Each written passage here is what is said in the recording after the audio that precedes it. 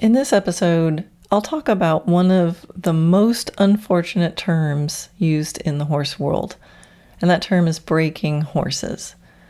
So I want you to help me eliminate that word, and even more importantly, eliminate that practice. We shouldn't be breaking horses. We should be preparing them. So here we go, episode 156, Stop Breaking Horses. Hi, I'm Karen Rohlf, and welcome to Horse Training in Harmony. This podcast is about you making progress with your horse in a way that you both can love. It's about learning how to move and be in harmony. Because yes, you really can develop a horse to be both athletic and happy. When we show up as our best selves for our horses will show up for us. So, let's get started. Words matter. And often we use words out of habit and without consciousness of what we're actually saying. And this can happen often with songs, right? Have you ever experienced where, you love the tune of a song, the music's awesome, and you start singing along with the words, and then at some point you realize what you're actually saying. And you're like, wait a minute, I don't want to be singing this. And this happened once when I was teaching some clinics in Italy, and they had a great venue, and they had music set up. So I would teach a concept and demonstrate a concept, and then would let students loose to kind of play with what I had just taught them. And they had a playlist of popular music and, nice songs, but they kept playing this one song, and it was a song called Luca, or maybe it's called My Name is Luca. It's a Suzanne Vega song. And it's a beautiful song. If you just sort of listen, it's, she's got a lovely voice. It's got a catchy music and it's beautiful. And people were singing along to it. Even they were Italian, like they knew a lot of English, and they were singing the words to it. And I had to go up to the host, the clinic host, and ask them to please stop playing this song. Because in case you didn't know, it's a song about child abuse. So there's these beautiful words and you're singing along. But for example, one of the verses is, they only hit until you cry. And after that, you don't ask why. You just don't argue anymore. You just don't argue anymore. You just don't argue anymore. And so those are the lyrics. That's an example of the lyrics that I was hearing as people were playing with their horses. And I just simply couldn't bear to hear those words while teaching a clinic about partnership and harmony and being connected with your horse in this trusting relationship. And actually, maybe the really sad part is how those words actually could be referencing many, many horses' experiences in the world today, right? They only hit until you cry. After that, you don't ask why. You just don't argue anymore. You just don't argue anymore. Now, probably that's not happening to horses among the people listening to this podcast. I mean, you guys are sort of selected. You are people who want to listen to a podcast named Horse Training in Harmony. But for many, many horses in the world, that actually is the goal of training. To get horses to simply not argue anymore, to simply not have any voice. So, words matter. And there's a common term in the horse world that I think people need to be much more conscious about how they're using and whether they really want to be using it. And if they are using the word specifically and in a clear description of what they're actually doing, I think they need to stop. So the term that I'm talking about is the term to break a horse breaking. right? I'm breaking my horse. It's time to break him. I break my horses at age 3. What are we saying? What are we saying? And this term is used in my community. It's sort of just, it's a term you use. It's time to break the horse without really thinking, what are we saying? So, as you know, I like to do in my podcasts is I like to look up words in the dictionary. What are we really saying? What is the definition of to break? So there's lots of different meanings of the word break. That word is used in a lot of different circumstances. So I'll start at the top, and I just picked some of the definitions. To separate or cause to separate into pieces as a result of a blow, shock, or strain. Another definition of break is to make or become inoperative. Another common definition is to crush the emotional strength, spirit, or resistance of. To destroy the power of, or to tame or train a horse. So it's really interesting that those all went together when I looked them up. To crush the emotional strength, spirit, or resistance of, destroy the power of, or tame or train, parentheses, a horse. So this term is specifically used for horses. And that's really sad. And I think this probably goes back to another podcast episode I did. I think it was one of my very first ones, if not the first one, and it's the assumption of obligingness. There's something about horses that people train them differently than different animals. There's this assumption that they must.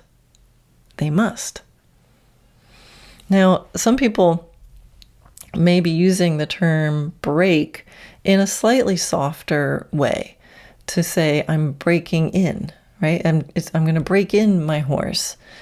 And when you look up like that term, to break in means to familiarize someone with a new job or situation. I'm like, okay, that is a little more appealing, a way of using that term break. So there's already a difference between saying it's time to break my horse versus I'm breaking my horse in to being ridden. But I still have to say I'm a little tweaked by having any form of the word break associated with doing something to the horse. So too often, the process still resembles the main definition of the term break in. So we can think, oh, break in, but that's nicer, to familiarize someone with a new job or situation. But if you look up the term break in, the first definition of it is to force entry to a building, typically to steal something. So think of how many horses are broken on purpose during the breaking process. And when you look at the process, it really does look like breaking. Breaking the emotional strength, spirit, and resistance of the horse. Stealing. Forcing entry, typically to steal something. Stealing. What are we stealing? Their freedom, their voice, their feeling of safety. Another verse in the song Luca is, I guess I'd like to be alone, with nothing broken, nothing thrown. Just don't ask me how I am. Just don't ask me how I am. Just don't ask me how I am. So we break the emotional strength, spirit, and resistance of the horse, and we steal their freedom, their voice, and their feeling of safety. So if your goal is to break a horse, when you break your horse, please stop. Reconsider. Open yourself to a different possibility. Now, there are people listening who use the term breaking, but you don't want to actually break the will of the horse, well, then stop using that term, please. Here's an alternative. Start your horse. Prepare your horse for riding or handling or whatever you're preparing your horse for. This simple change can create a huge ripple effect if we can simply get all the people who are preparing and starting horses to describe it that way, instead of saying that they're breaking them. Perhaps we can start to show a difference. So if somebody says, I break horses, we can ask them, what do you mean by that? What do you mean by break?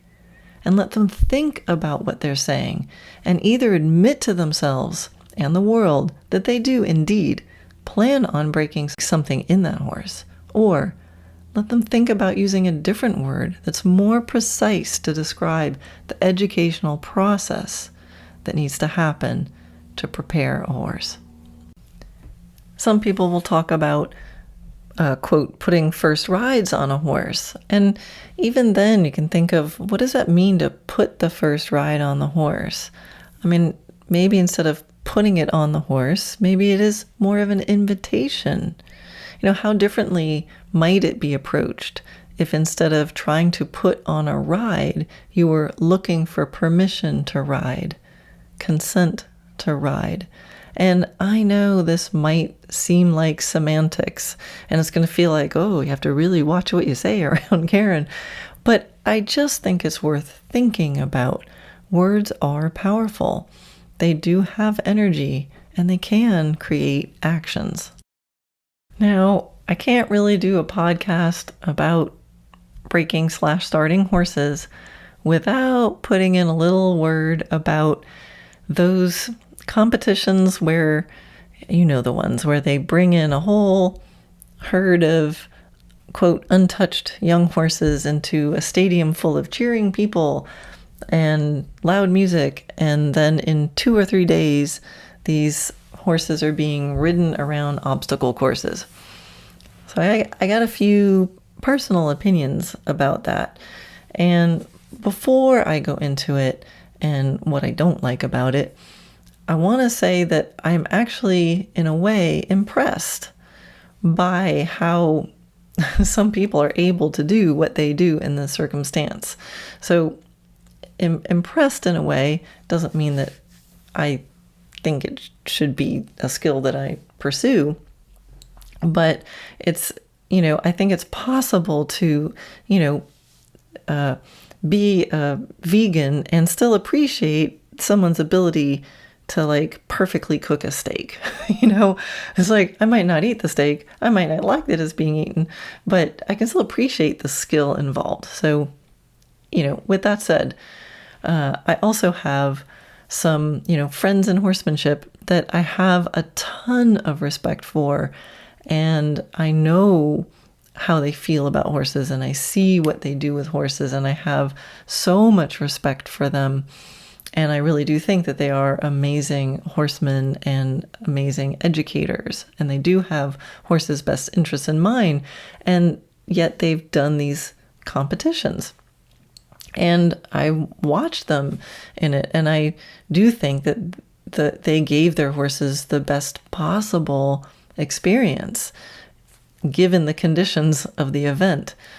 And I think what was also interesting, because those were the only times I've watched those events, was when those people that, my friends were in it, and I wanted to watch and support them and learn from what they were doing in a way, that the judging, I may have been biased because I think they did a really good job, but the judging seemed to, I couldn't figure out the judging, because the judging did not seem to reward the processes that were overall kind of calmer and, less dramatic. They seemed to reward the ones who had horses that, acted wilder and showed bigger problems in the beginning. And then, despite all those problems in the beginning, they overcame and, got a whole bunch of stuff done. So I don't know. I'm not saying that there aren't some people who can do these competitions in the best possible way, but what I'm saying is that these conditions set up in these events, in those conditions, the best possible way is still, in my opinion, far, far, far away from any situation that is actually ideal for the horse, for the individual horse, if you had to choose how you wanted to start the horse. Maybe it's a good place to break a horse, but it's not a great situation to start and prepare a horse. I mean, why the rush? Why the rush? Why are we trying to look at who can do it the fastest or the best under extremely fast conditions? Like, what's the rush? Is it for the excitement? Well, what causes excitement? Why do people watch NASCAR? It's for the crashes. Is that what we're trying to set up? Some crashes? Is it for ticket sales because human spectator attention spans are only so long and no one's going to take a month off to go watch this happen? I mean, it's a real question to ask. Why? Why 2 to 3 days? Who decided and why? And it has to be money. I mean, it just has to be. No one who knows horses would say that's an ideal circumstance. Now, I get it. It's a challenge. So it's meant to be a challenge. It's meant to be a fairly impossible situation, right? That most people couldn't do, that only the best and I'll put these in, I'm making air quotes, the best of the best of the best could actually even start to get anything done in this situation. But then again, you have to wonder, what skill, what are we testing? Are we testing the ability to take a terrified young horse and then get it to go around this obstacle course, without anyone getting killed? It's like, what are we really trying to do? So when I look at so many problems in the horse world, a lot of the poor setups can be traced to money, right? And, if it's not money, it's maybe the ego, right? The kind of ego that feels good about dominating a horse. And, in this situation, I think the circumstance itself is causing the vast majority of the problems that you're seeing then worked through. Because so many of the problems that are worked through in an overly dramatic way or an overly traumatizing way could be worked through so much more softly with just more time. So again, I kind of had this love-hate relationship with watching it, because on the one hand, there were some people that I just had I just had to kind of hide my head. And then other people, I was impressed by some of these horsemen's ability to balance the act of doing it as kindly and fairly to the horse while still being efficient and, getting it done really quickly, yet still doing what giving the horse the best possible deal in this impossible situation. So not something I'm going to be doing really soon. I mean, I joke around that, like, when I start my horses, when I prepare my personal horses for being ridden, it's no road to the horse. It's a meandering path. And my goal is, by the time I'm riding, my horses are saying, would you hurry up and just ride me? And I can do that because I have time. No one is paying me. No one is expecting a certain result by a certain time. I have all the time in the world, and I can do it at exactly the pace that feels good to me and my horse. It's a luxury, I know. Now, I know many trainers who actually do a beautiful job starting and preparing their horses for being ridden. And they've often told me that they feel like they want to take a longer time, especially with some horses. If they have a program, and part of their program and what they offer is starting horses, but they feel this pressure and they feel like the owners of the horses expect it to happen faster because, the guy down the road does it in 90 days. Well, this guy does it in 60 days. Well, and this guy does it in 2, right? So they're feeling that pressure to get it done, quicker. And they often will talk to me about they feel conflicted because they feel like the owners wouldn't understand the power of going slower. The owners wouldn't understand why they're just standing out there in the arena with their horse for half an hour doing quote unquote nothing. Now, I'm going to call a little BS. If you are a professional horseman and what you do is start horses and that's your expertise, then educate the owner. We need to educate people that taking the time is valuable. Doing nothing at certain times, it's never, there's a podcast about nothing. Nothing is something. In nothing is the foam of all possibilities. And horses need time.